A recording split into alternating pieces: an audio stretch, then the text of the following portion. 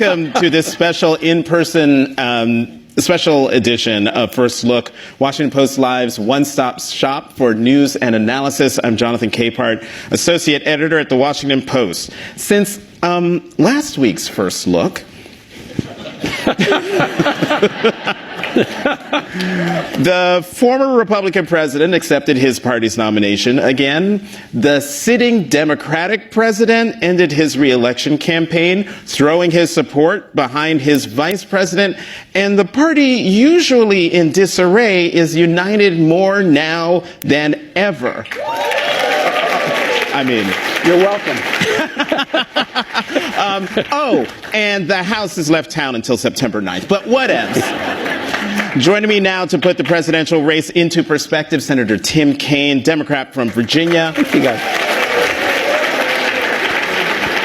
And as you may recall, he was Hillary Clinton's vice presidential running mate in 2016. Senator Kaine, welcome to First Look. Jonathan, I'm thrilled to be with everybody to start the day here. So on Wednesday, in an historic Oval Office address, President Biden spoke with power and humility about his accomplishments and the need to pass the torch to a younger generation. Your thoughts on President Biden's speech? It was emotional. It was very emotional. I mean, even knowing the news from Sunday, watching that speech, Joe Biden did what very few have done. Washington, Polk, Teddy Roosevelt, LBJ are the only presidents who could have run again, but chose a different path. They thought the nation needed something different, and that is extremely hard to do. Joe Biden has done a great job as a senator, vice president, president. It's the most powerful position in the world. He has accomplishments that he can be proud of. He clearly wants to keep going, but to say the time is right to pass the torch, it was an incredible act of patriotism and humility, and it was very moving. Mm-hmm. The chaos leading up to his announcement on Sunday has given way to a startlingly quick coalescing around Vice President Harris, and we'll talk about her in just a moment. But all this went down 1 month before the DNC in Chicago and 4 months before the November election. What lessons do you think the Democratic Party has learned or is learning as a result of what's happened?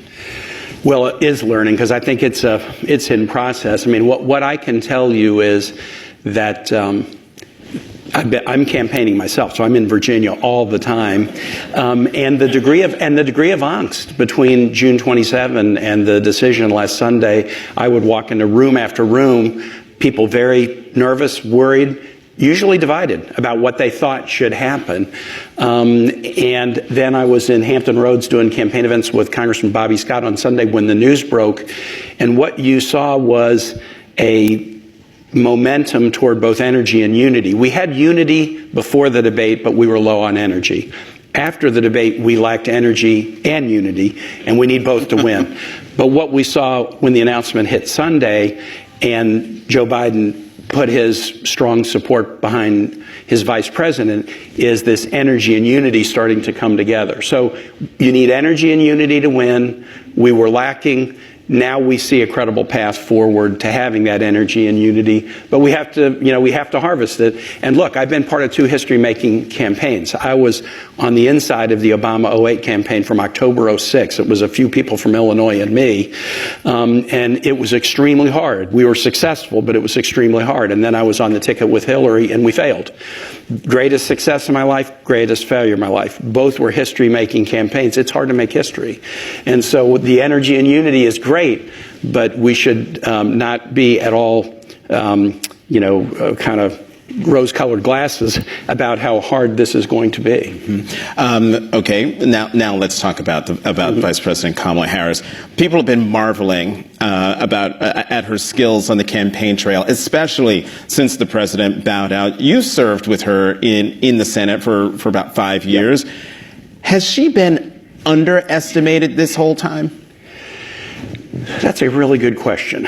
I think in the Senate she wasn't. I mean, I worked with Kamala in the Senate, particularly on maternal mortality issues, but I know how much my colleague Mark Warner valued her work on the Intel Committee, and I know how much Dick Durbin valued her work on Judiciary. So I don't think she was underestimated. But then, you kind of fall into the VP cul-de-sac. I mean, you get to be vice president, and I used to say to Mark Warner when I was his lieutenant governor, there's only one way I know I can make news: disagree with you on something. Other than that, I mean, it's kind of a tough job, and so it ends up maybe taking some air out of the balloon.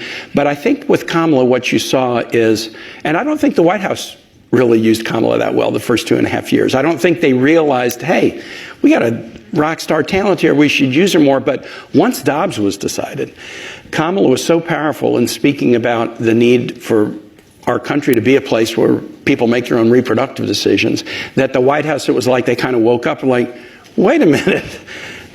She is really, really good. And you can just see since June of 2022, I guess it was, her profile is really elevated. And that actually has made her even better, so that now with the main Klieg lights on and this very tough challenge ahead of her, you see her being tough, but tough with a smile on her face, tough but funny, talking about serious stuff but not taking herself too seriously. I think she's just kind of got the skill set, and in the last 2 years in particular, it's really been well honed. Yeah, in an interview in 2023, at the end of 23, I asked her about, you know, her going around the country, especially after the leak of the Dobbs decision. Yeah. And she told me that she told her staff, quote, I'm getting the F out of town. Yeah. And going across the country and talking about this. Her campaign. She learned that from Joe Biden. That's a Biden-Harris, you know, kind of linguistic thing. Spicy language.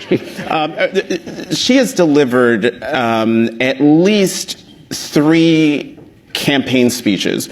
One to the campaign staff in Wilmington. Yep. One to the sorority and one of the Divine Nine, and one yesterday to the teachers union. Mm-hmm. And they each have the same, I mean, she's rolling out the same lines. And they have two notable lines in the speeches. One, we're not going back. Yep. And 2, I know Trump's type. Yeah. And she says that after rattling off all the criminals she's prosecuted as San Francisco District Attorney and the California Attorney General. Are they effective attack lines, and how does she shake up the race? I think I'll take them in kind of the reverse order. I know Trump's type. I think the prosecutor v. felon is just a story that writes itself. So obviously that is such a powerful story, and you're going to hear that line a lot. But I think the one that is even the more powerful one is yesterday v. tomorrow. Donald Trump is yesterday's chaos, and why would we go back to it? And Kamala Harris, plus she's going to pick a great VP, I don't know who, but she'll pick a great one. That's today and tomorrow. And in any race, if you can make it about yesterday versus today and tomorrow, then you've framed the race the right way, and today and tomorrow is going to win, in my expectation. And I think that's why I'm seeing this huge upsurge of energy. What we're seeing around Virginia is volunteers are flooding in. Everybody suddenly wants convention tickets when nobody wanted to go to I mean, Chicago's a great city, but not so much in August. I mean, now everybody wants convention tickets. The energy, the small dollar donors, that's all picking up. And I think that's the yesterday, tomorrow frame. We were really wondering about youth energy, you know, and I was worrying about it in my race. And we do well when young people really participate. We don't do well when they don't. We're seeing that pick up in a very dramatic way. Now, the only problem for a 66-year-old is it involves a whole lot of cultural references I don't get. But that's fine, you know. I mean, as a 57-year-old, I mean, I now get the whole coconut. Yeah. Shri, the emojis that I've been seeing, but this brat thing, I am lost. It's like the whole Kendrick Drake thing. I'm like, you know what? Just leave me out of it. So there's a new poll from the New York Times CNN poll, which has driven me to distraction because of its whole, you know, black men or black African Americans are going to Trump. He has got 20% support, and I'm like, oh, do you know any black people? Okay, so. And I don't mean to diss the New York Times, but still. But you can say that.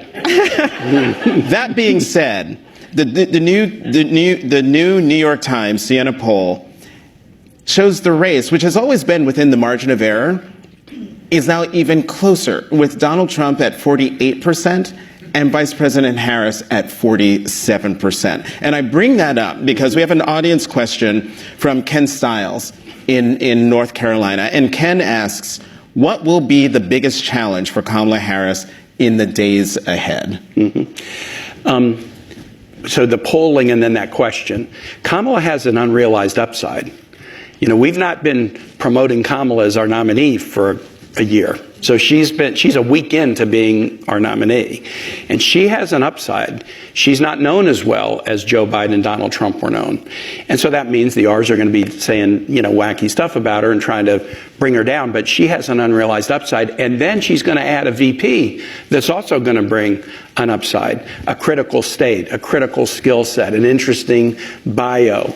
So there's a big upside still that we can harvest. And so the most important thing for Kamala, but really all of us, you know, the Dem candidates and Dem officials, is tell the story and boost the upside of both Kamala and her running mate. And I think that she starts as lesser known but kind of dead heat, which is where the Biden race was before he pulled out in Virginia. It had gone from him up by kind of mid-single digits to just dead even in both private and public polling.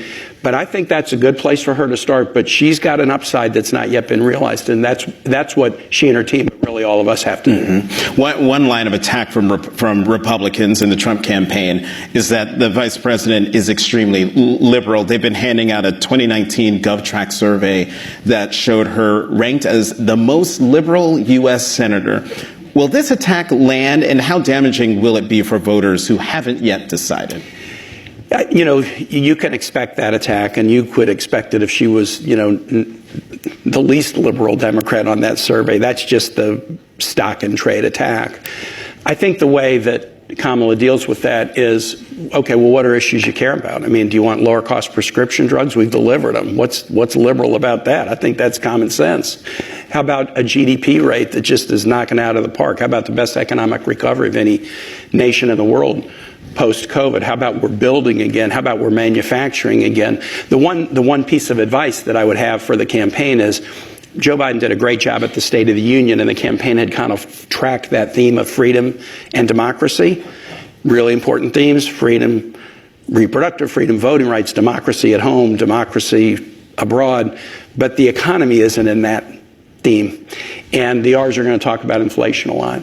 And so Kamala has such a great economic record to run on with Joe Biden and what we've done as Democrats in Congress that I think a way to puncture the label is, what's liberal about lower cost prescription drugs? You know, what's liberal about we're building again and infrastructure? And I think she can lean into the economic successes that people are feeling in every part of the Commonwealth and country.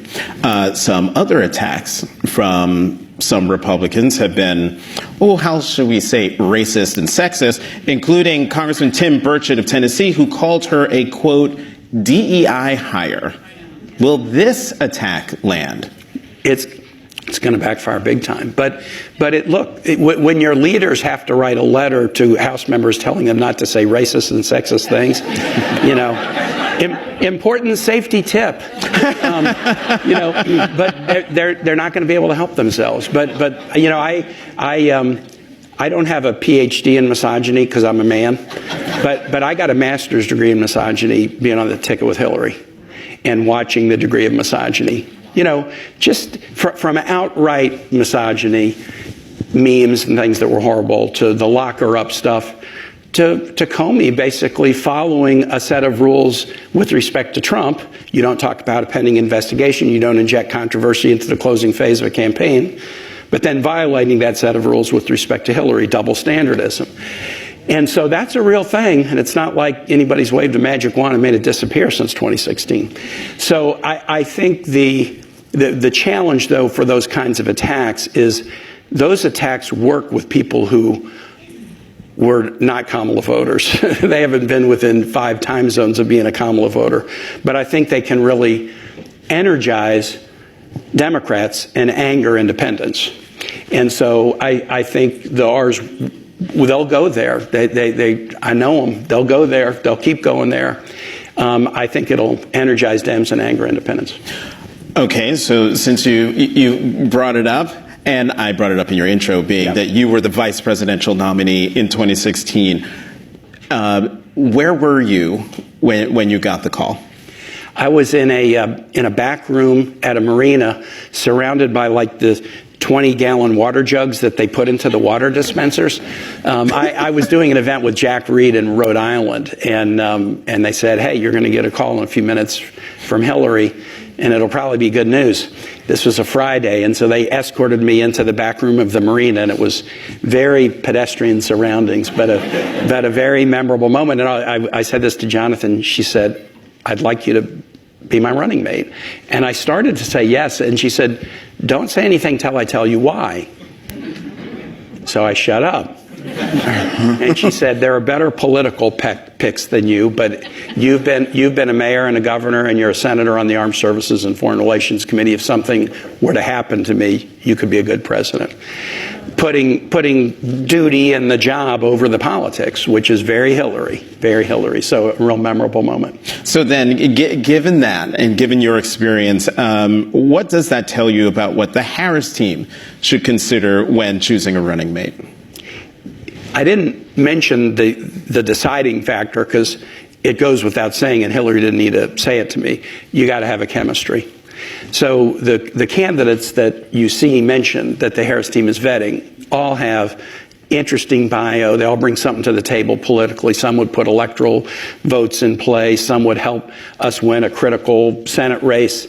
They all have some powerful qualities, and Hillary and Kamala would be looking at those qualities and looking at some polling and trying to decide who's best. But at the end of the day, it is a relationship with a person that you have to be able to count on them being brutally honest with you and completely candid in a closed room, and then completely supportive outside the closed room. And that is a unique relationship. You're trying to pick somebody that will help you be better at the job by being candid with you and who has some expertise to really give you meaningful advice, but that you can then completely count on to be loyal outside the room. And that is a chemistry call. Mm-hmm. And so, I think what Kamala will see is she'll have a lot of people who will get over the hurdles. And then it will be, okay, here's some folks that got over all the high hurdles. Now, from a chemistry standpoint, what's going to be the best match? The Washington Post today is reporting that the vice president has identified 3 top candidates: Governor Josh Shapiro of Pennsylvania, Senator Mark Kelly of Arizona, and North Carolina Governor Roy Cooper. I don't want to put you on the spot, but... And I will refuse to be put on the spot. And let me add some of the other names. Yeah. Governor Andy Beshear of Kentucky, Governor J.B. Pritzker of Illinois, Governor Tim Walz of Minnesota, Governor Gretchen Whitmer of Michigan, Commerce Secretary Gina Raimondo, Transportation Secretary Pete Buttigieg. Now that I've broadened the pool, you got a favorite? And let me just, on the pool, what 2 weeks means is the pool is 7 or 8 people. In Obama 08, Clinton 2016, I was vetted both times. It was 30 people, then 20, then 10, then 5, 3, 2, 1. The short time frame does not mean you sacrifice in-depth analysis. It's just you have to have a much smaller field to do this by August 7. She's got a lot of good directions to go. I think we have a big talent pool. And it was kind of an odd race because there's a big talent pool on the Republican side with Republican youthful, energetic types, and there's a big talent pool on the Democratic side. And it was a funny race where the 2 candidates were both, more on the older side with this big talent pool beneath. But I think that we've got a big talent pool. I mean, I will say, of all those people, I served with Kelly on the Armed Services Committee, and I know he and Gabby socially, and I'm very, very close to them, and think, his track record before he was a senator, his work with Gabby on gun violence. I could see a Mark Kelly standing on a stage and saying, my life's really been affected by gun violence, and President Trump's has too. And the difference between us is you guys think the solution is more automatic weapons, and we think the solution is more common sense. I could see him delivering a line like that, and it worked. But look, Josh Shapiro, battleground state, might be the holy grail of the battleground states, and a contested Senate race. Kelly's got a contested Senate race, battleground state. Cooper, North Carolina's in play. Went for Obama in 2008, hadn't gone since, but for a variety of reasons, including state politics, North Carolina's in play, and that would be a good one. And Cooper could help there and elsewhere. Andy Beshear, a real Appalachian, you know, and that would be a... You know. What you trying to say, Senator? I know the control room has put more time on the clock, but I'm going to tell them to put more time on the clock, because I have to ask you. But this is now, we're now in stoppage time. Three more questions. Vice President Harris is polling better than President Biden was in the Commonwealth of Virginia. This was a state that President Biden won by 10 points in 2020. Can Vice President Harris get that lead back? Yes. I don't know that we'll be at a 10-point. I don't think Virginia is a 10-point Democratic state.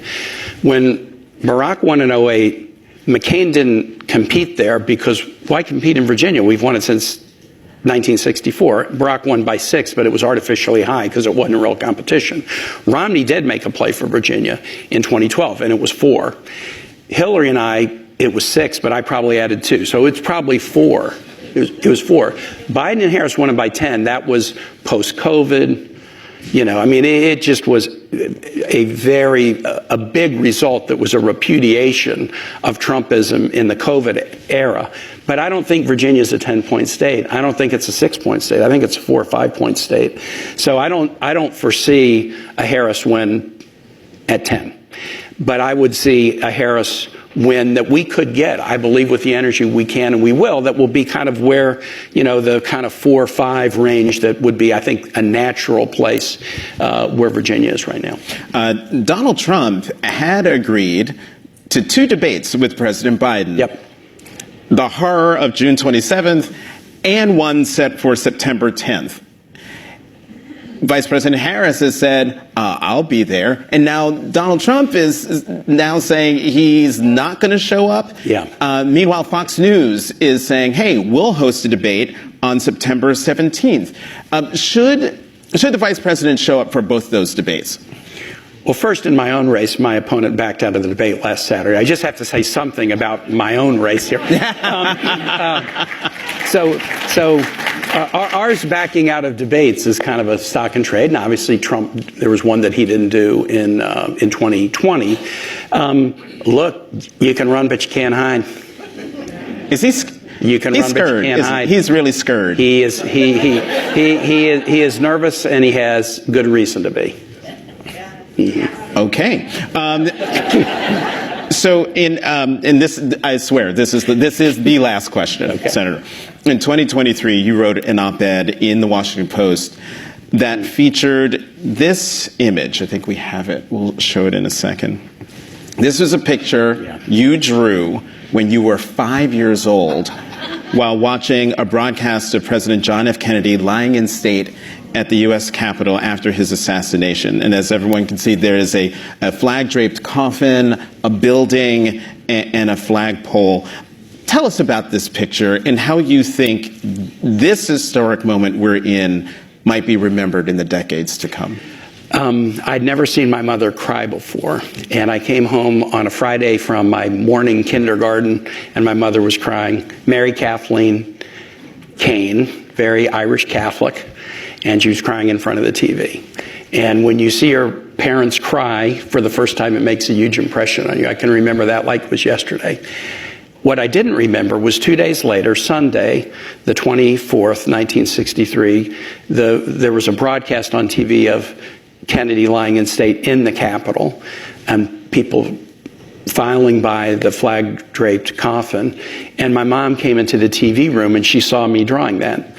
And so she dated it and put it in a file, and when my folks sold their home and moved into an apartment about 10 years ago, she came across it, and she hadn't remembered it, nor had I, and she gave it to me, and I wrote a piece in the Post about it last November. How's this moment going to be analyzed? And maybe in particular, I want to think about how young people see the world right now. A lot of young people are very disillusioned. the argument that democracy is on the line, turns out it doesn't work that well with young people, because you have to have been illusioned before you can be disillusioned. And young people have gone through COVID, and they've gone through, strife globally, and they've seen economic challenges. COVID was about death and illness, but it was also about economic challenges and missing your senior year in high school, not playing football, not going to the prom, having to do virtual learning. So I think a lot of young people now look at adults and feel like, you guys have kind of messed the world up. But I felt Kennedy was killed when I was 5. Then I go out at 10 and pick up the paper on the driveway, because I was the early riser, and it's April and Martin Luther King's been assassinated. And then in June of '68, Bobby's been assassinated. And by the time I'm 16, Nixon resigns as president. My formation as a young person was chaos. Vietnam War, people getting fire hosed for doing civil rights marches. That's the way I viewed the world coming up, as it was chaotic.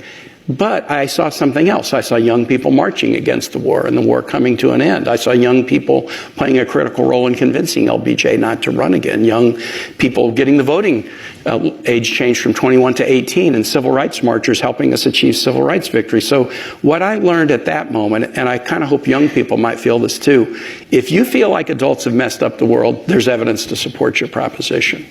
But the lesson of that generation was, what did young people do? They engaged, and they made change. They made positive change. When young people engage, I have complete confidence that things are going to go well. And when young people don't engage, Brexit, the Brexit vote, youth turnout was really low. Young people overwhelmingly were against Brexit, but the turnout was low. And so they end up getting a society that they didn't want. And it's been, in my view, a real disaster for the UK. It was a horrible thing. Young people didn't engage. But the lesson, as I looked back at this picture and then I wrote about it, was it was a chaotic time. And I imagine young people feel that about today. But the lesson of that era is, when young people engage, things get better. And I still believe that's true. And as you wrote, and I quote you, they were reminding us of the things we had been promised about our country, just as young people do today. Time and again, their advocacy lifted the gloom, and I've never forgotten that. Senator Tim Kaine, a Democrat from the great Commonwealth of Virginia, Thank you for coming to the special live edition of First Look. That was good. Thanks for ending with that. Yeah. All right. I'm off. Hold on. Oh, okay. I'll be back. All right, the senator literally has to run, but I'll be back in a moment with my colleagues who've been reporting on